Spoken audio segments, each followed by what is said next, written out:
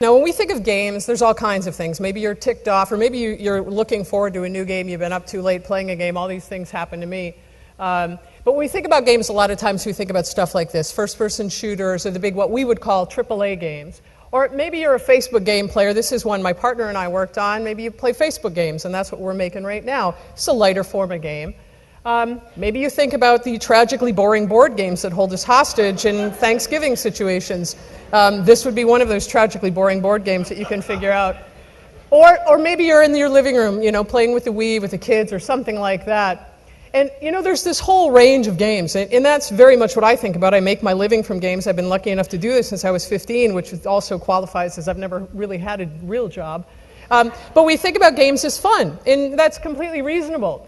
But let's just think about this. So this one here, this is the 1980 Olympics. I don't know where you guys were, but I was in my living room. It was practically a religious event. And this is when the Americans beat the Russians. And this was, yes, it was technically a game. Hockey is a game. But really, was this a game? I mean, people cried. I've never seen my mother cry like that at the end of Monopoly. And so this was just an amazing experience. Or, if anybody here is from Boston, so when the Boston Red Sox won the World Series after, I believe, 351 years, when they won the World Series, it was amazing. I happened to be living in Springfield at the time, and the best part of it is that you would close the women's door in the bathroom, and I remember seeing Go Sox, and I thought, really? Or the houses, you'd come out, because every game, well, I think almost every game, went into overtime, right? So we'd be outside, and all the other lights are on in the whole block. And kids, the attendance was down in school, and kids weren't going to school, but it's okay. It's the Red Sox, right? I mean, there's education, and then there's the Red Sox, and we know where they're stacked. So this was an amazing experience. And again, yes, it was a game, but they didn't write newspaper articles. People didn't say, really, I can die now because the Red Sox won. And many people did. So games mean something more to us. Absolutely means something more. So now, this is an abrupt transition here. There was 3 years where I actually did have a real job, sort of. I was the head of a college department teaching games. So again, it was sort of a real job. And now I just got to talk about making them as opposed to making them. And I was at a dinner. Part of the job of it, when you're a chair of a department, is to eat. And I did that very well. And so I'm at a dinner with this guy called Zig Jackson. So this is Zig in this photograph. This is also one of Zig's photographs. He's a photographer. And he goes all around the country taking pictures of himself. And, you can see here he's got Zig's Indian Reservation. And this particular shot is one of the more traditional shots. This is a rain dancer.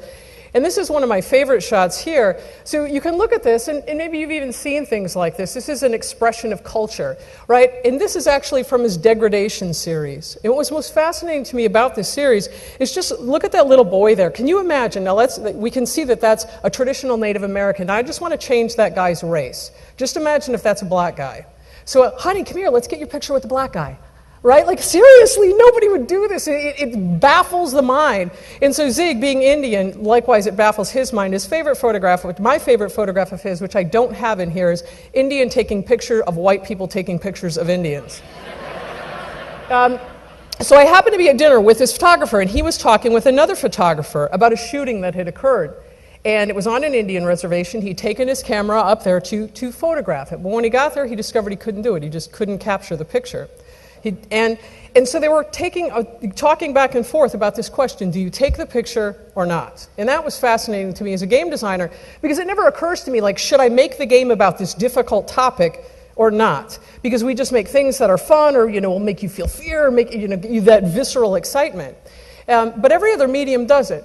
So this is my kid, this is Mesa. And when she was 7 years old, she came home from school one day, and like I do every single day, I asked her, what'd you do today? So she said, we talked about the Middle Passage. Now, this was a big moment. Mesa's dad is black, and I knew this day was coming. I wasn't expecting it at 7. I don't know why, but I wasn't. Anyway, so I asked her, how do you feel about that?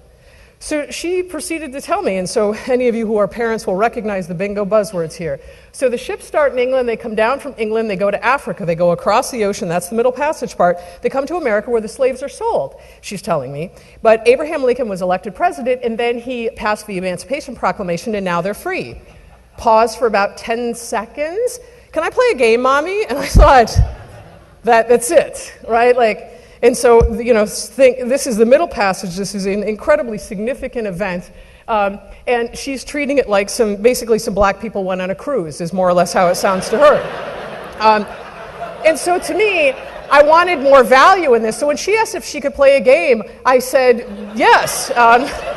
And so I happen to have all of these little pieces. I'm a game designer, so I have this stuff sitting around my house. So I said, yeah, you can play a game. And I give her a bunch of these. And I tell her to paint them in different families. These are pictures of Maisie when she was, God, it still chokes me up seeing these. So she's painting her little families. And then I grab a bunch of them, and I put them on a boat. This was the boat. It was made quickly, obviously. And so the basic gist of it is I grabbed a bunch of families, and she's like, Mommy, but you forgot the pink baby, and you forgot the blue daddy, and you forgot all these other things. And she says, they want to go. And I said, honey, no, they don't want to go. This is the Middle Passage. Nobody wants to go in the Middle Passage. So she gave me a look that only a daughter of a game designer would give a mother. And as we're going across the ocean following these rules, she realizes that she's rolling pretty high. And she says to me, we're not going to make it. And she realizes, we don't have enough food. And so she asks what to do. And I say, well, we can either, remember she's 7, we can either put some people in the water, or we can hope that they don't get sick and we make it to the other side. And she, just the look on her face came over, and she said, now mind you, this is after a month this is Black History Month, right? After a month, she says to me, did this really happen? And I said, yes. And so she said, so if I came out of the woods, this is her brother and sister, if I came out of the woods, Avalon and Donovan might be gone. Yes. But I'd get to see them in America. No. But what if I saw them? Couldn't we stay together? No. So Daddy could be gone. Yes. And she was fascinated by this, and she started to cry, and I started to cry, and her father started to cry, and now we're all crying. He didn't expect to come home from work to the Middle Passage, but there it goes. And so we made this game, and she got it. She got it because she spent time with these people. It wasn't abstract stuff in a brochure or in a movie. And so it was just an incredibly powerful experience. This is the game, which I've ended up calling the New World, because I like the phrase. I don't think the New World felt too New Worldy exciting to the people who were brought over on slave ships. But when this happened, I saw the whole planet. I was so excited. It was like I'd been making games for 20-some years. And then I decided to do it again. My history is Irish. So this is a game called Shiakan Lot. It's Peace Be With You. It's the entire history of my family in a single game. I made another game called Train. I was making a series of 6 games that covered difficult topics. And if you're going to cover a difficult topic, this is one you need to cover, and I'll let you figure out what that's about on your own. And I also made a game about the Trail of Tears. This is a game with 50,000 individual pieces. I was crazy when I decided to start it, but I'm in the middle of it now. It's the same thing. I'm hoping that I'll teach culture through these games. And the one I'm working on right now, which is, because I'm right in the middle of it, and these for some reason choke me up like crazy, is a game called Mexican Kitchen Workers. And originally it was a math problem, more or less, like here's the economics of illegal immigration.